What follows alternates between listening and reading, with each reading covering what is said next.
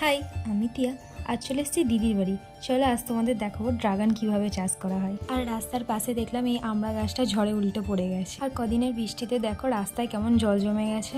এখানে এসে শুনলাম যেখানে একটা জমিতে ড্রাগনের চাষ করা হয়েছে, তাই ভাবলাম যে গিয়ে দেখে আসি কিভাবে চাষ করা। আর ওই দূরে দেখো কত ড্রাগনের গাছ।